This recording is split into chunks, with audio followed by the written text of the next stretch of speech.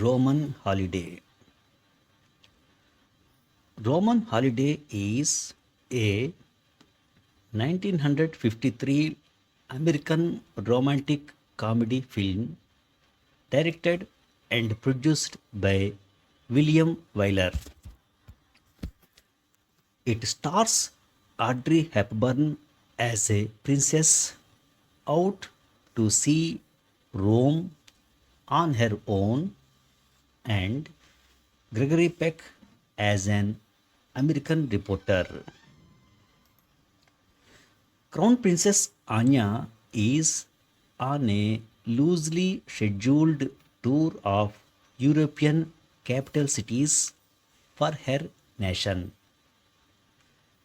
After an especially hard day in Rome, her doctor gives her an injection and advises, best thing I know is to do exactly what you wish for a while.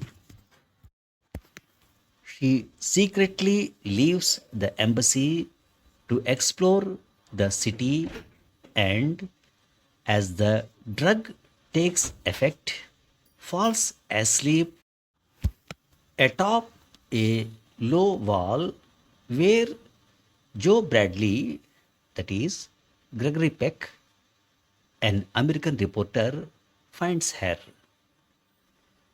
Not recognizing her, he thinks she is intoxicated and takes her to his apartment to sleep it off. Joe Bradley oversleeps and misses the princess' scheduled press conference, but claims to his editor, Hennessy, that he attended. Hennessy shows him a news item about the cancellation of the press conference due to the princess' sudden illness. On seeing the photo, Joe realizes that the woman in his apartment is the princess and asks Hennessy what he would pay for an exclusive interview with her.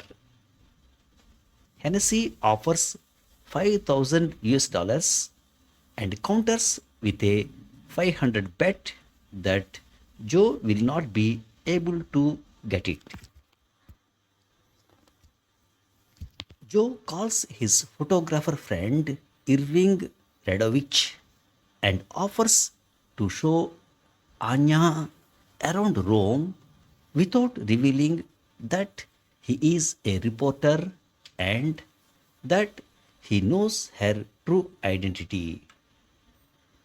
Anya cites an important appointment and leaves his apartment. Joe follows and sees her explore an outdoor market, buy shoes, and get her long hair cut short. Joe contrives to meet her on the Spanish steps and convinces her to spend the day with him, taking her to a street cafe to meet up with Irving, who takes pictures with a camera concealed in his cigarette lighter. Anya claims to be playing truant from school. When Anya clumsily drives a Vespa scooter through Roman traffic with Joe as a passenger, they are arrested, but Joe and Irving show their fake press passes and are released. Then they tour the Colosseum.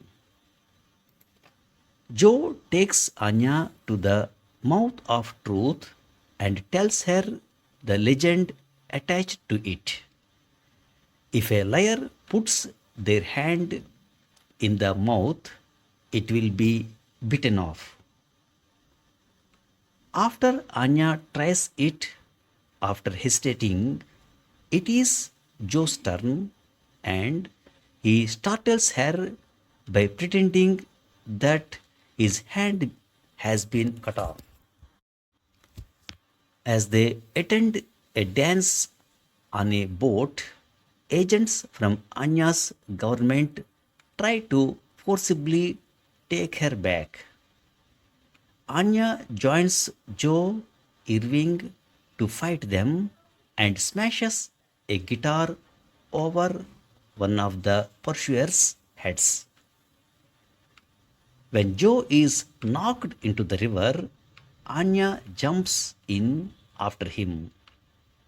They swim away to shore and sit shivering on the riverbank for a while. While drying their wet clothes at Joe's apartment, a radio bulletin says that the people of Anya's country are concerned that her illness may be serious. Anya asks Joe to drive her to a corner near the embassy. She bids him a tearful farewell. Upon her return, the princess replies to those attempting to remind her of her duty. Were I not completely aware of my duty to my family and my country, I would not have come back tonight, or indeed ever again. Joe tells a disbelieving Hennessy, the editor of the press, that he did not get the story, but tells Irving he cannot stop him from selling the photographs. Joe and Irving attend the scheduled press conference the next day to Anya's surprise. She asserts her faith in relations between nations just as between people, and Joe assures her that her faith is not misplaced. When asked which city she most enjoyed visiting, she begins to say it would be difficult before declaring Rome. By all means, Rome. Other photographers take pictures with their large press cameras, while Irving makes a show of using his cigarette lighter. Anya speaks briefly with each journalist, and Irving, the photographer, presents her with his photographs as a memento of Rome.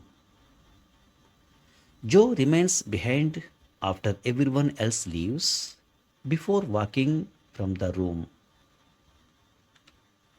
Unlike typical fairy tales, Princess Anya, that is Audrey Hepburn, does not marry the commoner, that is Gregory Peck, to live happily ever after. Instead, she chooses duty, returning to her responsibilities as a mature, independent woman. Audrey Hepburn's performance as an overwhelmed princess seeking normalcy is central to the film's success, blending vulnerability with charm. Gregory Peck provides a sturdy counterpart. Filmed entirely on location in Rome, the city acts as a third character, giving the film a travelogue quality that adds to its timeless charm. The black and white visuals enhance the film's elegance. The ending is widely praised for its realism, leaving audiences with a poignant sense of longing rather than a conventional sappy resolution. The film is frequently cited as a classic for its charming, funny, and emotional senses, particularly the unscripted moment in the mouth of truth scene. Roman Holiday remains a significant film in cinema history for breaking the mold of the 1950s romantic comedy, offering a more nuanced realistic, and character driven story. Thank you very much. Her doctor gives her an injection and advises, best thing I know is to do exactly what you wish for a while. AWHILE. A while means for a short time. Joe contrives to meet her on the Spanish steps and convinces her to spend the day with him. CONTRIVE. Contrive means to manage something or to do something, especially by means of trick. Anya claims to be playing truant from school. Play truant means stay away from school without leave. Filmed entirely on location in Rome, the city acts as a third character, giving the film a travelogue quality that adds to its timeless charm. TRAVELOGUE travelogue means a first hand account of a journey. The ending is widely praised for its realism, leaving audiences with a poignant sense of longing rather than a conventional sappy resolution. Poignant means evoking a keenly felt sense of emotion. The film is frequently cited as a classic for its charming, funny, and emotional scenes. Classic means something of highest quality. Thank you very much.